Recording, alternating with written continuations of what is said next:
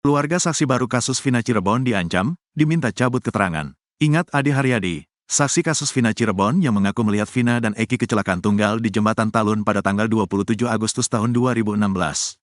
Ternyata, di balik keberanian Adi Haryadi mengungkap fakta kasus Vina Cirebon, keluarganya di Pati, Jawa Tengah justru mendapat ancaman.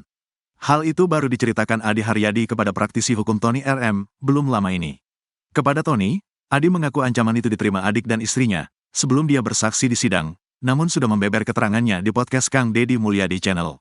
Diceritakan Adi, saat dia masih berada di kediaman Deddy Mulyadi, adiknya didatangi orang tak dikenal yang meminta agar Adi mencabut keterangannya.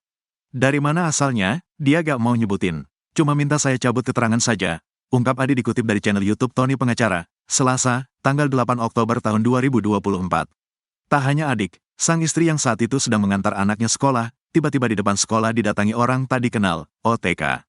Ngomong ke istri, katanya jangan ikut-ikutan kayak gitu. Gak usah beri kesaksian, nanti gak bisa bekerja, ungkap Adi. Sama halnya dengan yang menemui adiknya, orang ini juga tidak mau menyebutkan nama dan asalnya. Orang-orang yang menemui adik dan istrinya itu berbeda, namun intinya sama, yakni meminta Adi untuk tidak mau menjadi saksi. Bahkan, mereka juga menakut-nakuti kalau nanti salah omong bisa ditembak. Dia ngomong jangan ikut-ikutan, itu udah clear kasus pembunuhan. Nanti kamu bisa ditembak, aku Adi. Meski demikian, ancaman itu tidak menyurutkan langkah Adi untuk tetap mau menjadi saksi di kasus Vina Cirebon. Kalau saya, gak usah takut, saya ibaratnya memberi kesaksian gak pernah takut, sama siapapun, aku Adi. Merasa tak gentar, Adi pernah menanyakan hal itu saat diperiksa di Barreskrim Polri. Saat diperiksa penyidik, saya ceritakan, takut orang kampung, nanti salah omong, bisa ditembak.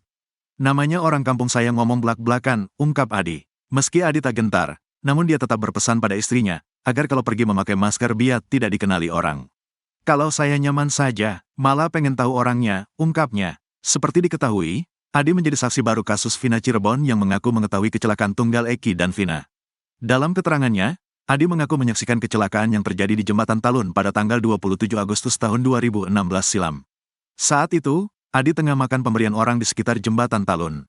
Saat dia tengah makan sambil duduk, dia melihat ada motor dari arah Indomaret yang bergerak zigzag atau yang dikatakannya seperti oleng. Keduanya terlihat bersenang-senang karena terdengar gurauan di antara mereka. Kenceng, oleng, pas antara saya duduk motornya terpeleset, orangnya terpental ke tiang, yang perempuan ke trotoar, jelas Adi. Adi mengaku melihat insiden itu dari jarak 25-30 meter dari tempat duduknya. Saat itu dia tidak langsung mendekat, tetapi menunggu ada orang datang lebih dahulu. Saat itu ada pengendara motor berboncengan melintas namun Hani berhenti sejenak, sebelum akhirnya jalan lagi.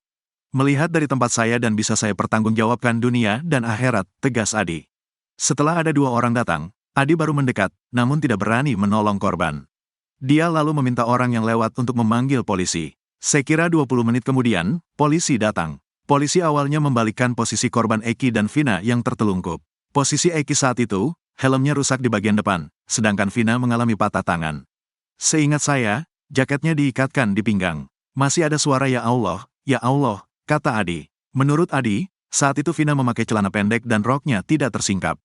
Kalau ada yang bersaksi, rok tersingkap, itu, tidak benar itu, tegas Adi.